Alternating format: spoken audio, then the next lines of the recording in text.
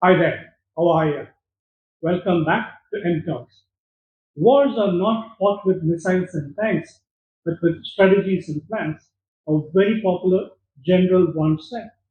Why are we talking about wars?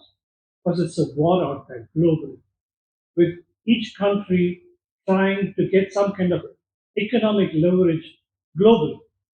And it all comes down to money. Money is what makes the world go around. But when I say money, what comes to your mind? Your visual image would be that of dollars, euros, rupee, yen, sterling, so many different other currencies. But currency is not money. Currency is only a tangible, one of the tangible forms of money. There is a big difference which I am not going to dwell on because I've spent enough time in some of my previous videos over this. So let's talk about currency.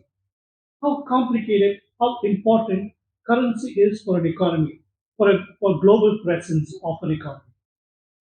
First of all, the currency for it to be valued or valid has to have a legal government backing, meaning backed by a government.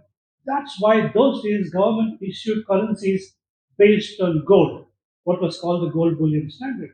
And then they started issuing currencies based on a lot of other parameters. Again, we are not going to dwell on that too much. But the fact remains, unless the currency is backed by a government, it has, how should I say, very little validity. Talk about your cryptos, they are not currencies technically. Okay, so a currency has to be a legal tender. And the currency, since it's a physical representation of money, it has to have a physical form. But that's not easy again. For a currency to be issued, there are a lot of physical attributes, a lot of security features that have to be inbuilt.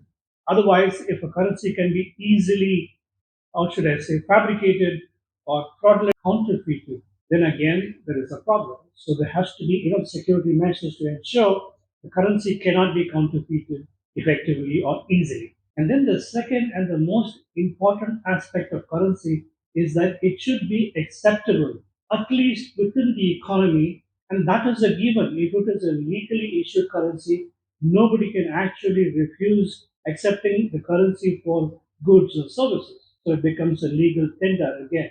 That's a very important aspect. So let's move on to the most important aspect, talking about global economic presence. The global economic presence today is a currency war, and economic influence is not based on GDP or on per capita income. It's based on the power of the currency. The currency, if it is accepted globally, widely, and easily, that currency or that country tends to have more economic influence over the others. How? Because if the currency is easily accepted, trading with the currency becomes very easy, then most people would vie to trade in the currency. For example, the dollar.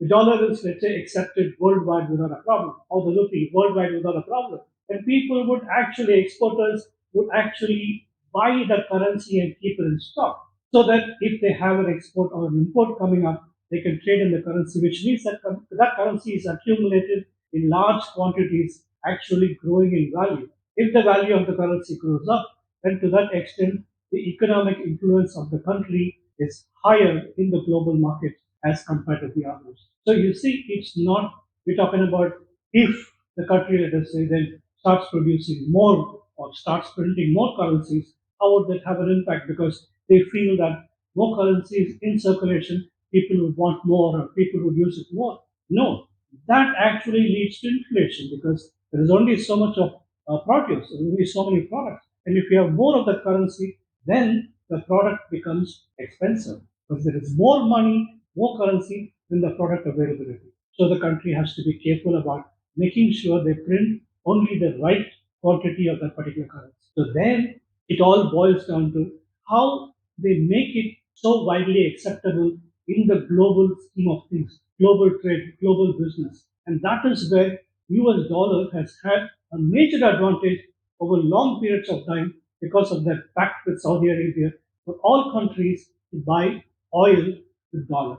So all most of the countries didn't have a choice but to actually keep dollar as a reserve currency for their oil purchase. So that increased the value of the dollar. So what happens when the value of the dollar goes up, even internally it becomes that much more powerful. The country has got more economic influence in the global markets. So you see, the war is not just with power, money, GDP, or per capita income. The war is with currencies. This is what I wanted to talk about. And probably I'll follow this through with a lot of other videos which can break down what I'm talking about into smaller components so that it is easy to figure out and easy for us to understand. Till we meet again, thanks for tuning in to me. If you like the video, please hit the like button. If you would like to subscribe, I would appreciate that. But in the meanwhile, stay safe, stay healthy, stay happy. Bye for now.